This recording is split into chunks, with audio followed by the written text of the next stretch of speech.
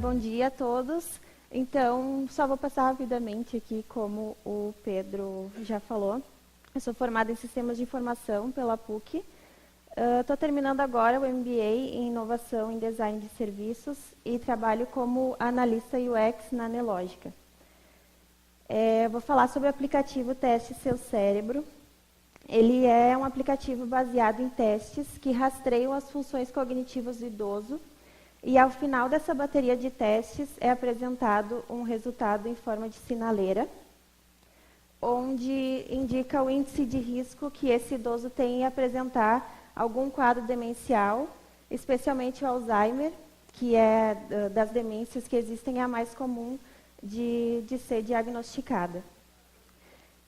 O aplicativo, então, o resultado funciona, o resultado é vermelho, indica-se que o idoso procure um profissional da saúde e faça outros exames para assim achar o diagnóstico da doença. O amarelo é para ele ter uma atenção, pois pode estar apresentando sinais iniciais. E o verde, ele ficou dentro da média dos testes, então não precisa se preocupar. Mas é importante falar que ele serve como um rastreio cognitivo e não um diagnóstico, porque para isso precisa de outros exames clínicos, juntamente com o aplicativo. Ele une testes que hoje são feitos em papel, em laboratórios, e o foco dele é para profissionais da saúde, mas nada impede que eu baixe o aplicativo para testar em casa com os meus avós, meus pais ou alguém que eu queira fazer esse rastreamento das funções cognitivas.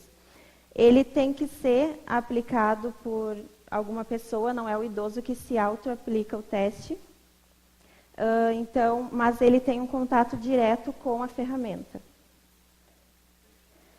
Esse projeto ele se iniciou no BPID. Para quem não conhece, o BPID é um programa para a formação de desenvolvedores iOS, que acontece lá na PUC. Eu participei da primeira turma em 2014 e, juntamente com 2 colegas, que é o Paulo Bertrand e a Karen Kies, nós desenvolvemos essa ferramenta. Nós tínhamos que criar um projeto final e a gente estava pensando em como fazer alguma coisa que pudesse ajudar outras pessoas. E nisso, então, a gente teve a história do Paulo, que é esse meu colega que participa do projeto comigo.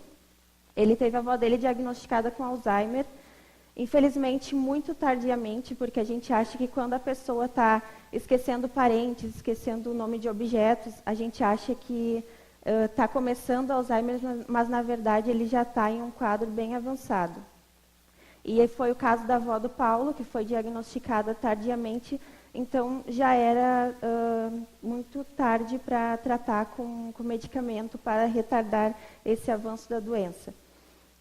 A gente então pensou como fazer uma ferramenta para ajudar as pessoas a diagnosticar previamente o Alzheimer. A gente então conseguiu parceria com o Instituto do Cérebro, da PUC, e 2 neuropsicólogas, que é a doutora Mirna Português e a Sabine Marrone, auxiliaram a gente nessa parte mais técnica, porque a gente tinha o conhecimento de programação, mas não de saber como fazer esses testes para funcionar o rastreio, né? Depois de desenvolvido o aplicativo, fomos fazer os primeiros testes na FACIM, que é a Faculdade de Informática da PUC, com idosos normais, ou seja, idosos que não têm não apresentam nenhum quadro demencial. E lá, eu, o Paulo e a Karen aplicávamos o teste em idosos voluntários e foi um sucesso. A gente aplicou e funcionou perfeito, todos eles ficaram dentro da média e a gente tinha certeza que o aplicativo estava pronto, só que não estava pronto. Quando nós fomos aplicar no Hospital São Lucas, na geriatria, lá o teste então foi aplicado por profissionais da saúde com a nossa observação. E a gente viu que a gente tinha desenvolvido o aplicativo para nós desenvolvedores aplicamos os testes em idosos lá na FACIM, e claro que ia dar certo, porque a gente desenvolveu pensando em coisas que nós achávamos bonito, e em nenhum momento pensamos nas pessoas, em aplicadores diferentes ou diferentes cenários.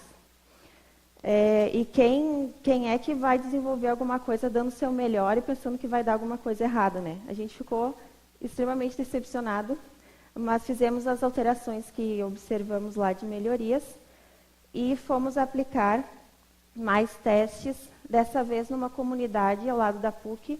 A doutora Mirna, ela tinha algumas horas de projeto para aplicar lá nessa comunidade e nós fomos, então, aplicar os testes nesses idosos. Nesse momento, a gente começou a receber convites para participar de programas de TV, participamos de algumas reportagens em revistas também. E o que aconteceu? Mais erros. Porque dessa vez a gente estava lidando com um outro público, que eram idosos com um grau de escolaridade diferenciado do que a gente tinha feito anteriormente, e também uma renda mais baixa. Eles não tinham tido contato, muitos deles não tinham tido contato com iPad ou tablet, eles tinham medo de mexer, então a gente teve que fazer um trabalho de psicologia. A gente dizia assim, não tem problema, pode pegar aqui, não vai acontecer nada, não vai explodir, não vai... Eles diziam, moça, eu só mexo em TV, eu não sei, só ligo o botão lá. A gente, não tem problema. E também a gente encontrou problemas com cores.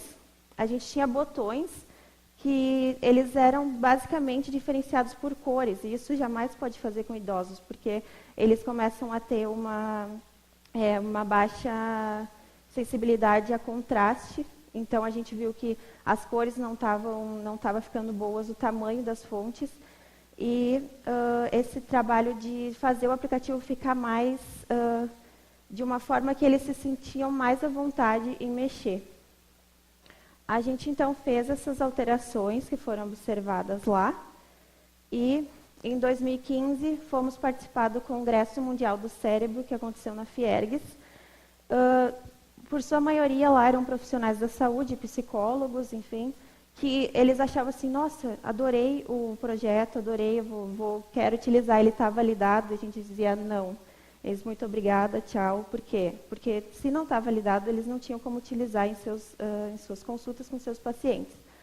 Então, ele começou a ser validado como projeto de mestrado de uma aluna da doutora Mirna, e durou essa validação, ela durou em média 1 ano e meio, ela terminou agora metade do ano, e ela encontrou diversos bugs e melhorias, porque ela também tinha dificuldade de aplicar o teste, de explicar para os idosos os testes, como eles deviam proceder. A gente tinha os problemas que os idosos pegavam o iPad e já passava para o próximo teste, não tinha como voltar. E dentre outras coisas que ela citou. Então, hoje, ele está passando por essas atualizações, e a gente sabe que nunca vai parar essas atualizações de melhorias, e a gente também quer ampliar, porque ele está disponível somente para iPad, e queremos disponibilizar também para a plataforma Android, tablets, e estamos trabalhando nessas melhorias citadas pela mestranda, e também o que a gente viu nesse decorrer do tempo, que ele não poderia sofrer alterações enquanto estava sendo validado, porque senão ia perder todo o trabalho que foi feito em cima dessa validação. É isso, muito obrigada.